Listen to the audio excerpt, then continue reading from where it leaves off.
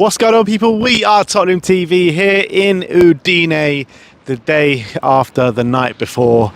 Obviously, we drew 2-2 with PSG yesterday in the Super Cup, lost out on penalties, which was, it was absolutely gutting to take yesterday in the manner of which we lost the game. Look, I would say, before we get into the game, actually, let's just talk about the day as a whole, because it was bloody boiling out here in Italy. I think someone told me it was 37 degrees yesterday. Oh my God. And Spurs fans were out in their numbers. The drinks were flowing. The songs were there as well, literally all day. Such great vibes in the fan park with all the Spurs fans. James Black was on the big stage, absolutely smashing it as always. Vicario's parents were stars of the show as well. Obviously, it's their hometown, their home city, and they were loving life. His mum was having a great day. I think. I think she was vibing hard. Absolutely. Everywhere she was going, everyone was singing Vicario, and she just was holding up the shirt saying Vicario. There's a great moment on the vlog. If you haven't watched it with Ben and Vicario's mum, it's really, really funny. So go and check it out on the vlog. Yeah, but look, it was a great day all round. I think the kind of narrative within the Spurs fan base going into this game was like, look, we've got no hope in hell. We've got absolutely no hope in hell. Just keep it down to a respectable scoreline. And I think most Spurs fans probably would have been happy with that. I think everyone said before the game we'll take penalties. Yeah. That was the narrative as well. That's what I was saying. I agree. Fast forward 90 minutes, I'll take penalties right now. That's what I was saying. But I think when we saw the lineup, it's something that I thought going into this game that he would do on the back of that Bayern game, that he had to try something different. He definitely did do that. He went 3 at the back, and we definitely reaped the rewards for that. I thought we were so solid, so compact, so hard to beat. PSG could barely create a chance. He said he started coming up with this plan for this game after the day after the Bayern game. He said immediately, which Frank, we know, is someone who adapts, learns from mistakes, learns from what doesn't work and what does work, and he doubles down on it. And we know, we've seen that at Brentford.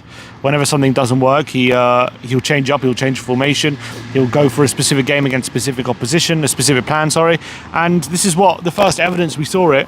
As Tottenham manager, this is what a big thing we've been asking for, is someone who'll come up with specific plans for specific games like this one, like a one-off, final. And I think he really showed his tactical managerial chops in this game, playing the back three, having Kudus up front. Maybe tempting to go with Solanke, with Rishi, or even maybe Brendan up front. I thought 3-5-2 could be really perfect for Brendan, but he went for Rishi and Kudus, and I think that worked an absolute treat. Both of them working like absolute dogs up there, holding the ball up really impressively, playing the balls into the channels. Kudus just making the most of any lost cause there was. In fact, one of the lost causes he made the most of led to the free kick, which we scored the first goal. Richarlison, I thought, was a nuisance throughout the whole game. I thought they really struggled to deal with him, actually. He was making things stick, but not just making things stick, also getting the ball forward, like taking people on. He had a few efforts on goal, forced a good save out of Chilavert in the first half, and was really impressive as well for Marquinhos. And Paco really struggled to kind of deal with him. So I thought, I wouldn't say we were like creating loads of chances, but we were making things difficult for them. Winning free kicks, just making things awkward, not letting them build up a head of steam like PSG like to. And then on the other side, defended really impressively, but it wasn't just low block, especially for the first half, for the first 80 minutes, I would say. We were pressing quite aggressively. And that was something before the game I said we should try and do, because we know that PSG have only had a week training and they're going to be a bit rusty, fitness-wise mainly as well. Are they going to be in tip-top shape? So if you ask them some really difficult questions, really try and force some mistakes, basically ask them, are you at your sharpest? And they weren't. And I think I think the pressing was also so impressive. To press that aggressively against a top side that we did at times was really great to see, in the fact that we were successful. But I guess the question begs, if PSG were not 1 week into training, and like we're Bayern and we're midway through their pre-season, like Bayern were able to effortlessly play for our press, but then again it was a different formation. So there's different kind of elements to it. But I think by and large, very, very impressive, especially the opening 70 minutes, 60, 70 minutes, how we defended, how we pressed, and how we were able to get Kudus and Richarlison into the game. Yeah, that was the most impressive thing for me as well, how effective our press was. And we didn't give them a moment to rest on the ball. I thought they looked uncomfortable on the ball throughout. And that was a credit to the way Thomas Frank set up and the way the players kind of played on that formation as well. I would say, do you reckon there's a case of that Luis Enrique did get thrown off guard a little bit? Because all he's seen so far in the pre-season is 4 4-2-3-1. And yes, I know he probably would have looked into it, and it's something that Thomas Frank would have done before at Brentford. But just in the small kind of games that he's seen of Tottenham at Frank, it's only been one formation. So he probably would have been planning for that. Correct. I wonder, he did something he doesn't usually do as well. He put Douye in the middle, played a front three of Barcola, Kavisha and Dembele. That's also kind of, I wonder, did he play that formation with in mind that we're going to play a 4 at the back, and maybe he thought he would overwhelm us, and that didn't quite work out. In fact, I think the change that he made probably played into our hands a bit, because I think if they have Fabian Ruiz next to Vitinha and Zaire Emery, I don't think we dominate the middle as much as we did. I thought the aggression we showed in the middle of the park to really force them into lots of turnovers, Paulinho, Bentancur especially, and Sarr, all three of them were absolutely phenomenal when it came to duels in the middle of the park. And you look at the stats, I was looking at it, the individual stats as well, the number of duels they were able to win, the high percentage of duels they won that they competed for, not a very high number of tackles as well. They were everywhere, those three. Very different to the Bayern game. Maybe were they able to maybe press that a little bit more aggressively because they had that little bit extra protection, so it allowed them to go forward a bit more? Maybe that's why it worked a lot better with the 3 at the back as well. I think that's probably a bit of a thing. But yeah, I think when it comes to Enrique, it's not only that though. You had João Palhinha, like we were talking about in the preview. João Palhinha with an extra week of training on the at Hotspur way with Thomas Frank. And I thought that he's definitely reaped the benefits of that. He looked a lot fitter in this game. Yeah, but I just wonder. Yeah, for sure. But I wonder, when you have 3 at the back, you're going to have more protection. No, for sure. And so I wonder, he didn't have as much space to cover. So does that allow him to go that little extra step, that little extra? No, I think it did. I think it did to press basically. And we were a big talking point of our preview as well was how the hell are we going to win this midfield battle with the quality that they've got in midfield?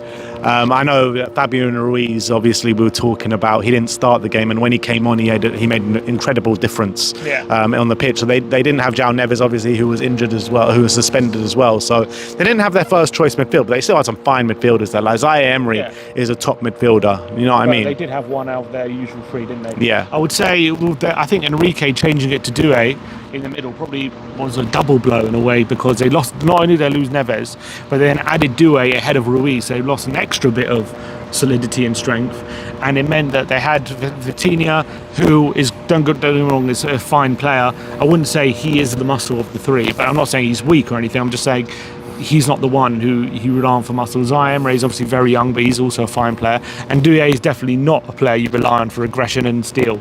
So the fact that they did that, I think, definitely helped us and definitely played into our hands a bit, and allowed us to win lots and lots of duels in that middle of the park, and allowed us to really get on the pitch and just basically disrupt their rhythm. That's the main thing. Anytime they looked like they were building any sort of footballing move or looking to put a move together, we just put in a challenge, we put in we won a duel, and the crowd got up for it. And I think that just disrupting them was, I think, the main thing that they did. It wasn't about turnovers and winning and counter-attacks and winning and creating loads of chances. It was just about disrupting them, and then once we got the ball, win a free kick and basically exploit set pieces, which I thought we did a really good job of. Yeah, I completely agree. But look, I think towards the end of the game, we all saw what happened. Going 2-0 up in this game into the final 5 minutes. First of all, both our goals obviously come from Cuti Romero, our captain, and Mickey van der Ven. Scrappy goals, kind of both of them. One of them comes from a Vicario kick up the field. Yeah, one of them came from Vicario, took the free kick. Yeah, and that was what preceded that as well, was Kudus chasing a lost cause. Yeah. And I think he bundled Mendes off the ball. He then nips in ahead of, I think it was Vitinha, and wins a free kick where he had no right to win a free kick. And then we end up getting goal from it. So it was probably good work from Kudus, which got that. And then obviously the goal came in the second. I think Porro swings it into the back post, and I think Paulinho gets a touch on it, doesn't he? The second one? Yeah. When it falls to Romero? Yeah. And then you have to say it's a howler from the keeper, as much as Romero does well. Keeper. Sorry, wasn't it Paulinho for the first one? Paulinho for the first one. Yeah. The second one, you have to say the keeper should be doing better there. Yeah, so on his first start for PSG, he dropped a bit of a clanger. And also before that as well, we saw confirmation of the rumours that Danto had won the long throw competition. They were causing a bit of trouble. We got confirmation about Danto winning that throw-in competition, which we saw on the board. And I like them. I think they were looking dangerous. I mean, we didn't create too much from them, but I think, as the season progresses, if we keep persisting with it, it will cause many problems. Yeah, 100%. And I think it did cause PSG problems. And I think what was also great is, even when we swung in a long ball, a long throw, and they cleared it, we usually had a lot of players set up on the edge of the box to sustain the pressure. So that was really good. What I also like is, I noticed this, very different to when we played the back three under Conte, is when we had a throw-in deep inside our own half, under Conte, the wing-back would come all the way back and take the throw-in, and basically you lose a man up the field, and I think it slows the whole game down because you have to wait for the wing-back, who's basically playing like a winger, to get all the way back. Danso and Van der Ven were taking the throw-ins inside our own half, and they were quicker, and there was and I think with a purpose as well, and we weren't always waiting for Porro or Spence to track back. So I really like that little change as well, which difference from when we last saw back three under Conte, I think. So, back to what I was saying in terms of, we all know what happened in the last 5 minutes. I think it was combinations of many changes from both sides. They bring on Fabian Ruiz. We bring on Mathys Tel, Lucas Bergvall, Archie Gray. And look, I think that the changes from both sides made a massive difference to the last 5 minutes. We were retreating. I felt like our pressing had stopped, which was a big thing of why we were so hard to play against. And that kind of stopped, and we were just getting deeper and deeper and deeper. And we just let PSG. I think it was bad defensive errors as well for the way that we conceded the goal. Like, Spence was so good throughout the game, but then he gets beaten with Ousmane Dembele. Obviously, that he can do that any moment in time. But yeah, I felt like at times in that last 5 minutes, we were like kind of the creator of our own downfall a little bit. Yeah, I think, as you say, they brought on Ruiz, and I think that solved a lot of their problems. And I actually thought, even before our subs, it was starting to gain a bit of momentum. Not necessarily creating too many chances, but you could see they were finding it much easier to get into our half and nearer our box. I still thought we were defending well, but I thought once, obviously Lee Kang-in came on, then we brought on Gray, we took off Paulinho, then we brought on Tel for Richarlison. Bergvall came on. I think he came on at 2-1, didn't he? Or was it 2-2? He came on late. He came on a bit later than the others.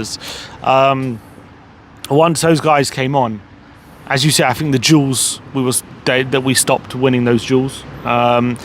That was so basically we weren't disrupting them anywhere near as much as we were. That was a big element. I think we were allowing them to play too much football, and this is a serious team of quality. And that first goal, you got to say, as much as we were deep, it's great. It's quality. That's what quality you get to. Lee Kang-in left foot, 25 yards, arrows it into the corner. You give him a bit of space, and that's what you can do.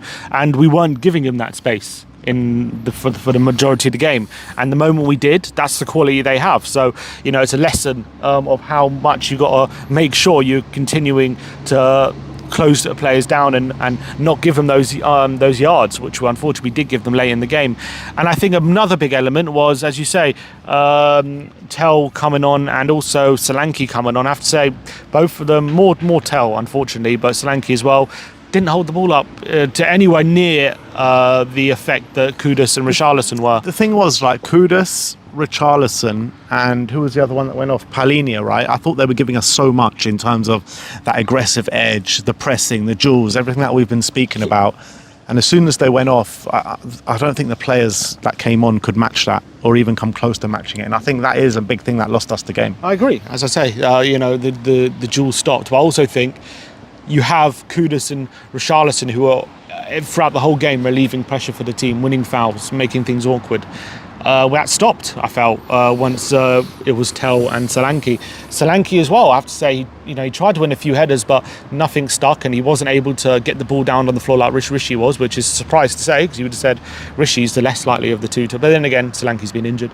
And Tel, look, as much as I don't want to jump on any sort of bandwagon about him, it wasn't a good cameo, and that's just reality. He didn't have a great game when he came on, and I wouldn't say he cost us, but his failure to hold the ball up like Kudus was a contributing factor. Look, I think with Mathys Tel, like, what really annoys me about Mathys is the amount of stupid free kicks he gives away, and he gave away another one, really stupid one, on the edge of the area last night. And I don't want to lay into him too much, because I think enough people are doing that after the game and this morning. Disgustingly so. Yeah, and I think this is what I want to say. It's like, I see a lot of people laying into Mathys Tel, and granted he didn't have a good cameo when he came on, and obviously he missed the penalty as well in the penalty shootout, which he sends the keeper the wrong way.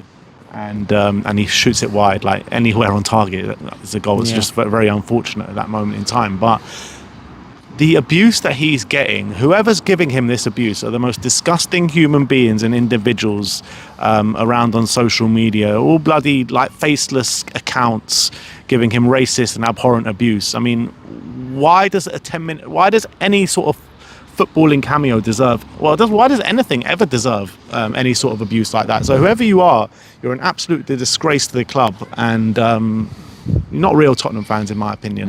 Can't do that to one of your own. Can't do that to anyone, but especially one of your own. I don't know why he's being singled out. Sorry, I don't know. We're just giving the locals directions here. So I don't know why he's being singled out. Like Van de Ven missed a penalty. I don't see him getting abused. This is not me calling for people to get abused. I'm just saying, why is all this abuse being directed at Tel? I don't understand it. I think it's disgusting. The guy is 20 years of age. He's a young player who's committed his long-term future to Tottenham. It was not long ago. This guy was one of the most sought-after young forwards in Europe.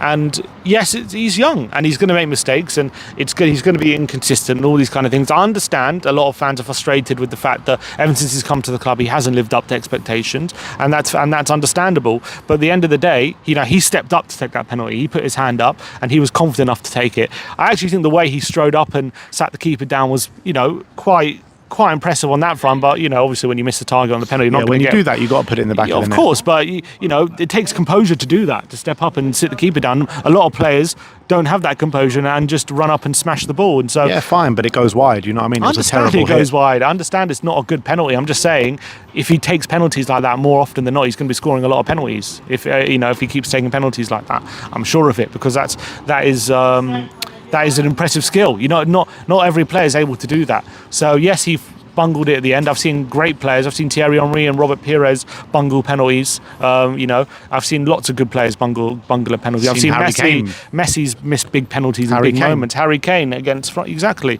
Even last week against Spurs. So, this is hopefully it's going to be no skin off his back, and hopefully he can get past this. But of course, it's a difficult moment for a young kid who's looking to impress, and he knows himself. He's not done as well as he should or is expected.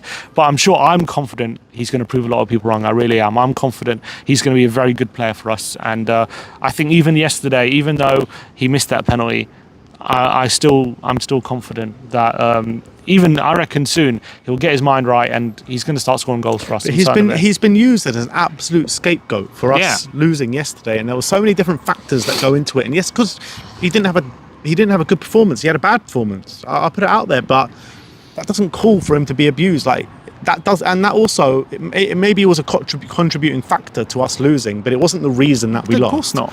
So I don't understand this whole. It was like this whole thing trying to say that this is the reason why we lost. That wasn't the reason why we lost. No. It's just scapegoating, as you say, and people love a scapegoat. People like to find this is the reason. They want someone to point to. They want an enemy or someone to blame. That's just how football has been, or just human nature. And I think at this point in time, Tel was the ire of a lot of Tottenham fans, and I think it's disgraceful, it's disgusting, and they need to get a bit of perspective. Yeah.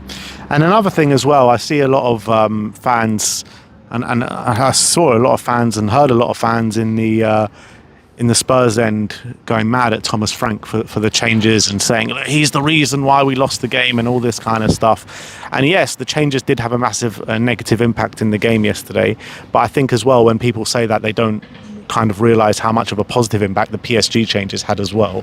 Yeah. But what I want to say is that people that are mentioning the negative things about Thomas Frank's substitutions yesterday, they are not mentioning the positives of how for 80 minutes we were the better team against PSG. We deserved to win the game. Luis Enrique even said it after the game, Spurs were the better side and it was unfair that they lost the game. And I think that's absolutely spot on. It was heartbreaking the way it kind of panned out yesterday, but for everyone laying into Thomas Frank saying the changes lost us the game, maybe look at the first 80 minutes and say, well, the way he set us up and the confidence that he gave the players to play that the way they did on the pitch yesterday, he's a contributing factor of how good we were yesterday. Absolutely. I mean, it's still mostly down to him. The fact that we should have basically beaten the European champions in 90 minutes. We kind of, I think it's more of a team thing than Frank, why we let it slip, in my opinion. I think players coming on, at the end of the day, you know, for me, I'm not saying PSG were looking like scoring, but they were gaining a bit of the initiative before those subs anyway, because of the subs they made.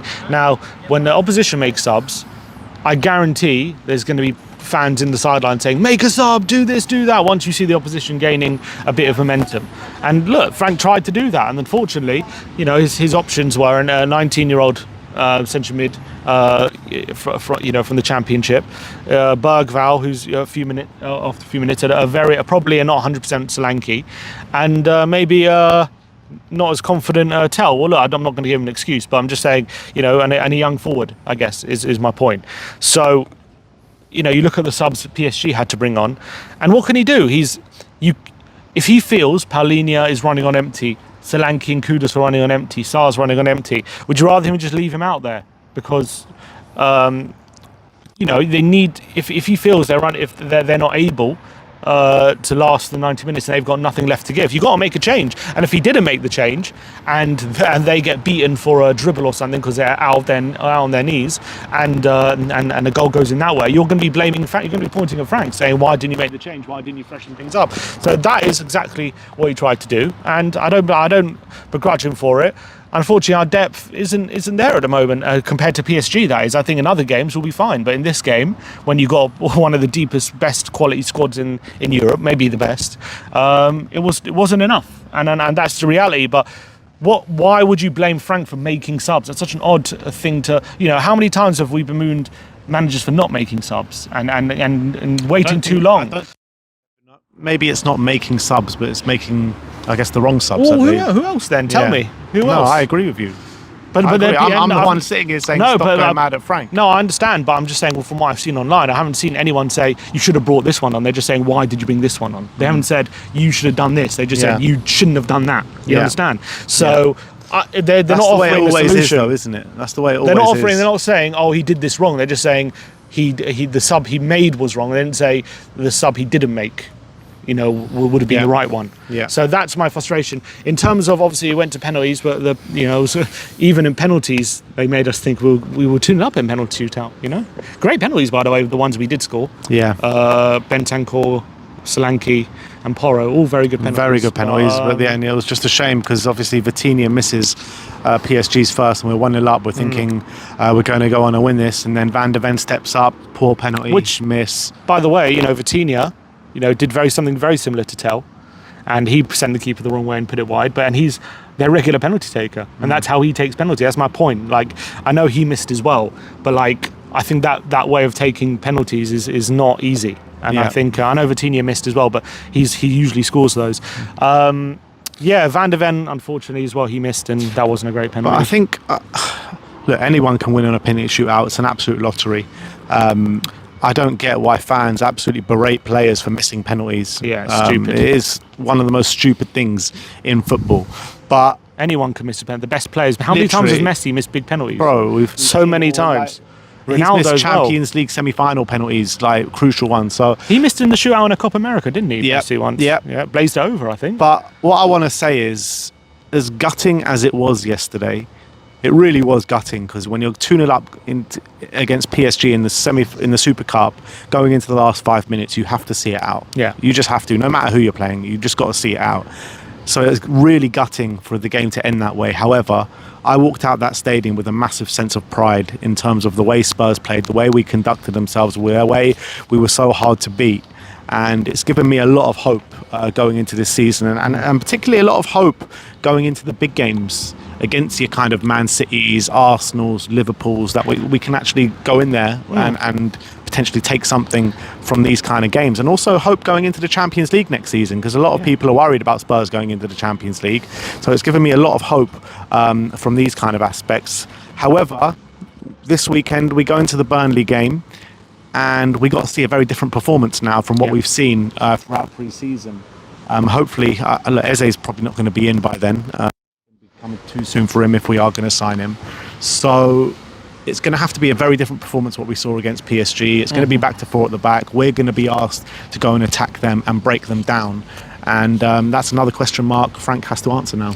Yeah, I do get the feeling that the improvement in set pieces could be enough just to get us through this Burnley game, without needing to break It's not them what down. you want to hear. Though. No, it's not, but I get the feeling that, I'm not saying that's what we're going to try and do, just hit them on set pieces, but without the creativity that we need, I've seen enough improvement in set pieces to suggest if we can just get one or two of them, keep a clean sheet, and we might win the game 2-0, and then hopefully Eze and whoever comes in, and we can solve that issue. But as you say, I agree. Burnley, as whatever you want to say about them, I think they conceded 15 goals last season in the Championship. I know it's the Championship, but still, that's a serious, impressive defensive record. So they're going to come at us, and they're going to come for a point, and they're going to feel like they can get it with the way they defend. So I agree, it's going to need something a little bit extra, and it's going to need a bit of creativity from somewhere, someone to step up, and it's going to need a very different performance. But in terms of last night, I think there are two ways of looking at it. I think definitely impressive the way Frank adapted to the opposition. I think the way he showed that, yes, I know we went a bit too low block maybe late in the game, but I think the way he was brave, I think, and not just in the formation, but the way we pressed high and weren't scared of PSG.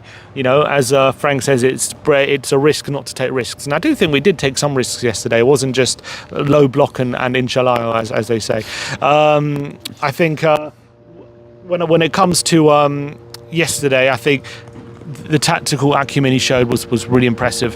The physicality our team showed, the pressing our team showed, really good. Set pieces, we were giving them all ends of trouble from all these kind of things. So all great.